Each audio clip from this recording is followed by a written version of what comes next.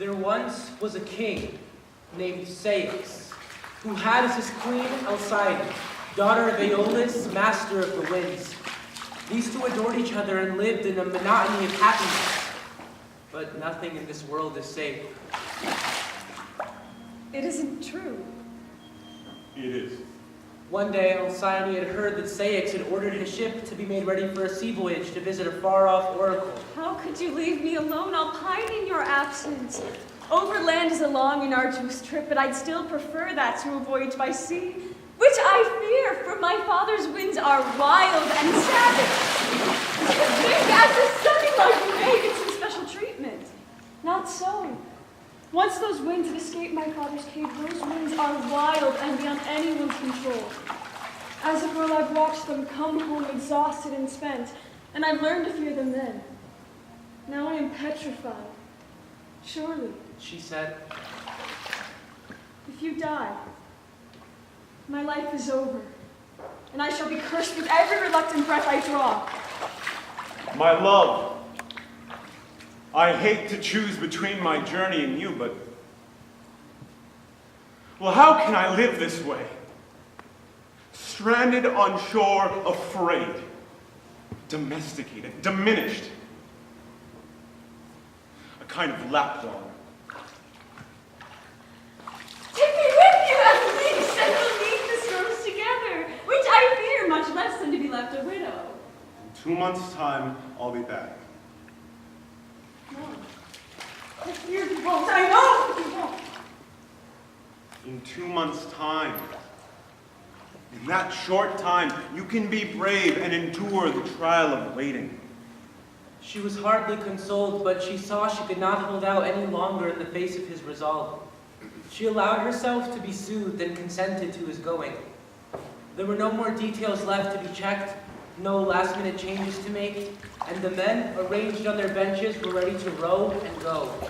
He boarded and gave the sign, and then he turned to wave at her. She waved at him while the ribbon of black water widened between the ship and shore.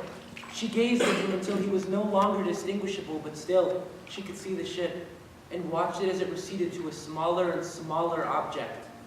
And then the whole hull was gone, and only the sails remained, and then they too disappeared.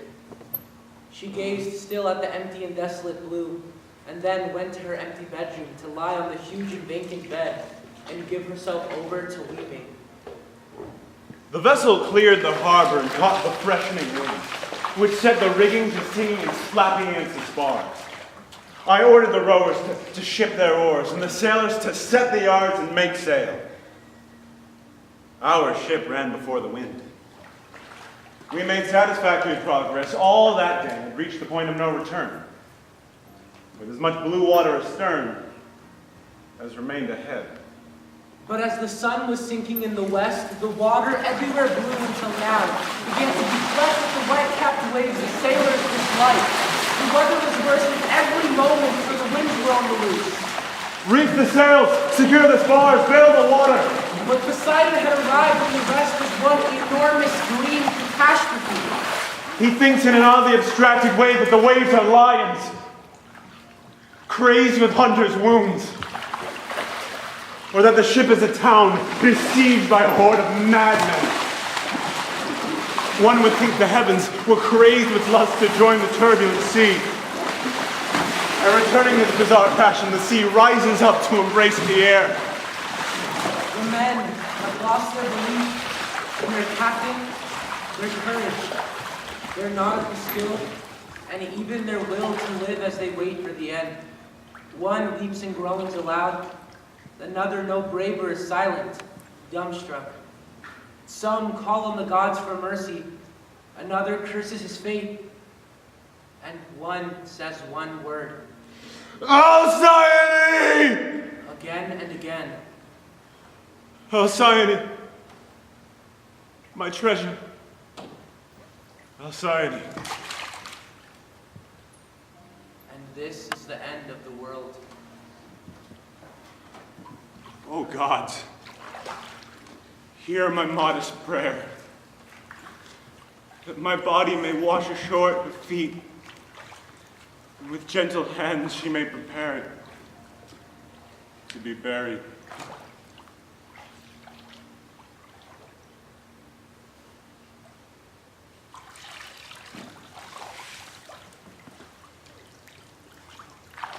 left with the slow parade led by Hermes to the underworld.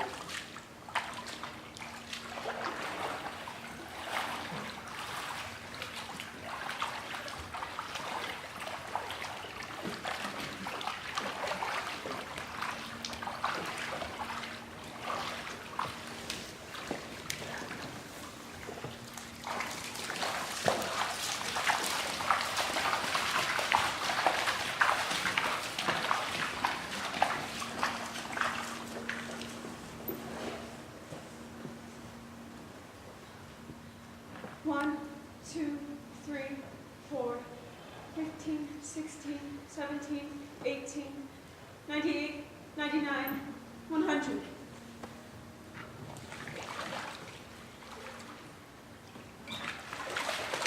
One, 2, 3, 4, 15, 16, 17, 18, 98, 99, 100. Look at her, Iris. She's moved her vigil to the shore, and now she's sleeping there. 98, 99, 100.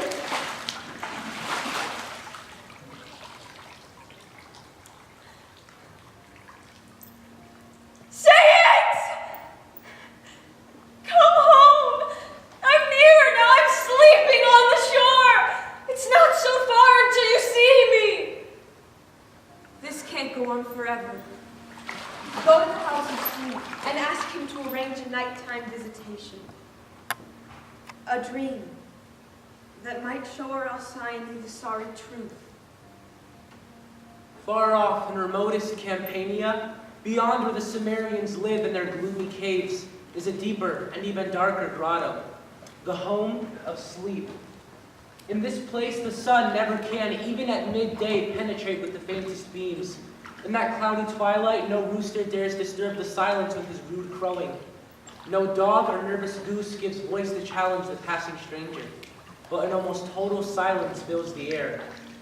And at the heart of an almost painted stillness, the god himself relaxes, drifting in languor. Fragments of ill-assorted dreams hover over the ground in grand profusion, and like leaves, the trees have to let go to flow through the currents of air and fall into their gorgeous billows below. Hello? Into this strange and breathless place, Iris the rainbow intrudes. Oh, Somnolent One. Somnolent One, wake up! Milest of all the gods, soother of souls, and healer of pain-rent bodies and minds. Iris, let me rest a moment.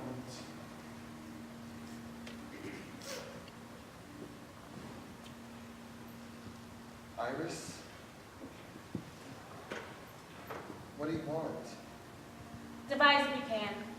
Some form to resemble King Ceyx, and sit it down in a dream to his wife, the Queen Alcyone.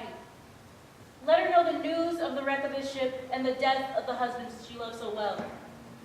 Sleep. Do this for us. Can you?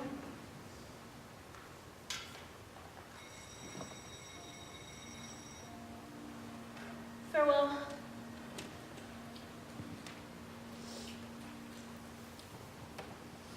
Morpheus! Morpheus! Come and change your shape to that of King Ceyx. Go to his wife and tell her. Tell her he's dead.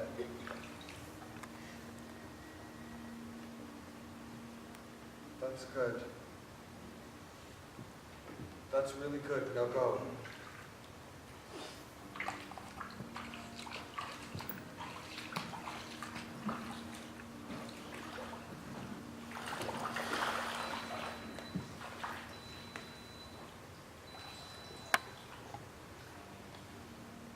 Sir? You seem like a seafaring man. Can you tell me? Where is my husband, Ceyx? Have you seen him on the sea? When is he coming home? His ship is strong and unmistakable. Have you seen him? Sir! Do you not recognize me? Has death undone me so? Look at me. I charge you, look at me. No, I won't! Look at me and know your husband's ghost. For your prayers have done no good. For I am gone, beyond all hope or help, forever. Go away! I am not some bearer of tales, but the man himself to whom it happened. Look at me, my little bird.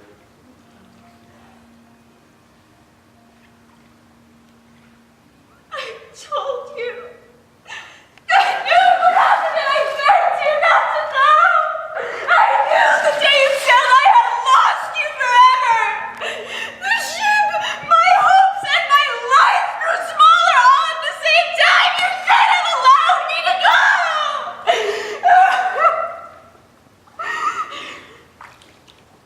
My little bird. This is no good that I should be living and you be elsewhere or nowhere. I am drowning now in the air. I am wrecked here on the land where the currents are just as cold and cruel.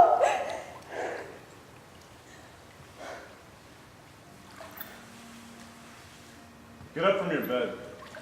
Put on your mourning clothes. Wait, where are you going? No, take me with you. As wives are supposed to go with their husbands. Lucina, give me your lantern. Ceyx! Come back! He was here. Where is he? Where is he? All that night she searched the shore for her drowned strange husband, but she found nothing, not even footprints, only wave after wave of black water. When morning came, she raised her eyes to the horizon and remembered how she had looked on that other day. She remembered his last kiss, the way he turned to the ship, could not bear it, and turned again to her.